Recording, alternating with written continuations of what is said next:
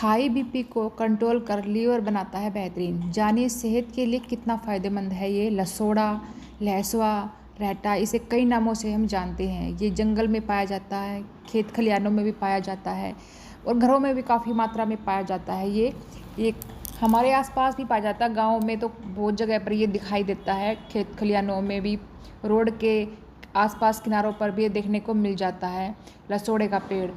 लेकिन इसके फ़ायदों के बारे में शायद आप नहीं जानते होंगे। इस पेड़ के फल, पत्ते, छाल और बीज हमारे स्वास्थ्य के लिए बहुत फ़ायदेमंद होते हैं। आइए जानते हैं लसोड़े के खाने के क्या क्या फ़ायदे हैं। हेलो एवरीवन, आपका स्वागत है हर्ष किचन व्लॉग में और आप बने रहिए मेरी वीडियो देखने के लिए मेरे चैनल पर। और मैं आपके साथ शेयर कर रही हूँ लहसुए, जिसे रहटे भी बोलते हैं, लसोड़ा भी बोलते हैं। इसे कई नामों से, हम अलग अलग जगह पर कई नामों से जाना जाता है और हमारे यहाँ पर इसे लहसुए के नाम से जाना जाता है। तो उसके बेनिफिट्स, इसके फ़ायदे के बारे में मैं आपसे बात करूंगी। तो आप बने रहिए मेरी वीडियो देखने के लिए, उसे लास्ट तक ज़रूर देखना। लहसुए के पेड़ पर जब लहसुए पक जाते हैं, वो गुलाबी रंग के हो जाते हैं, तो वो खाने में बहुत मीठे लगते हैं और बच्चे तो उन्हें बहुत ज़्यादा खाते हैं। हमने तो बचपन में इन्हें खूब खाया था, जब हम छोटे थे तब हम बहुत खाते थे इन्हें।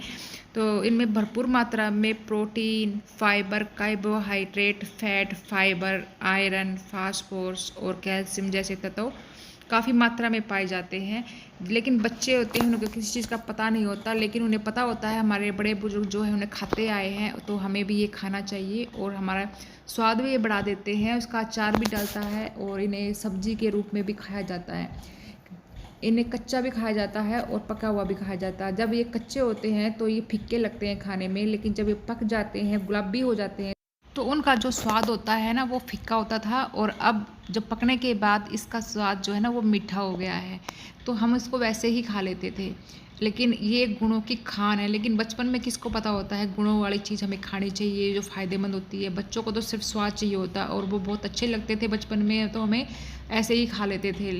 लहसुए का इस्तेमाल हमारी दाँत, खाज, खुजली में भी इस्तेमाल किया जाता है। इसका जो बीज होता है उसे हम पीस लेते हैं, पहले धो करके अच्छे से उसका पीस लेते हैं, उसके बाद उसका पेस्ट बनाते हैं।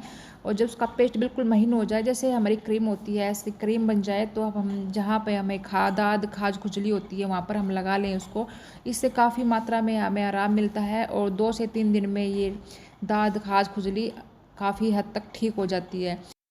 लसोड़ा जो है शरीर को बनाता है मजबूत। जैसे कि मैंने आपको बताया, लसोड़ा फल प्रोटीन के साथ साथ कार्ब्स, फाइबर्स, कैल्शियम, फास्फोरस और आयरन का अच्छा स्रोत है। शरीर को अपने सर्वोत्तम कार्य करने के लिए इसमें से प्रत्येक पोषक तत्व की आवश्यकता होती है। फल अक्सर लोगों द्वारा कच्चा खाया जाता है, हालांकि कई लोग वास्तव में इसे सूखे रूप में भी पसंद करते हैं। कई घरों में फलों को सुखाकर और फिर इसे कई तरह के अन्य सामग्री के साथ मिलाकर लड्डू बनाए जाते हैं। इस प्रकार लसोड़ा फल शरीर को मजबूत भी बनाता है और पूरे दिन सक्रिय रहने के लिए पर्याप्त ऊर्जा प्रदान भी करता है। तो लसोड़ा तो काफ़ी मात्रा में फ़ायदेमंद होता ही है। इसका गूंद के लड्डू भी बनाकर खाए जाते हैं, जो इसके अंदर जो एक चिपचिपा सा पदार्थ होता है ना, इसके लड्डू बना करके हम खाते हैं, आटे में मिलाकर या बेसन के अंदर मिलाकर इसके लड्डू बनाते हैं और फिर हम इसे खाते हैं। इससे हमें ताकत भी मिलती है। हमारे बड़े जो बुजुर्ग होते हैं वो पहले इन्हें खाया करते थे, बनाया करते थे लड्डू, लेकिन अब की जनरेशन को इन सब बातों का पता नहीं है। तो चलिए अब बात कर लेते हैं कि इसे हमें कब खाना चाहिए, लहसुए को कब खाना चाहिए हमें।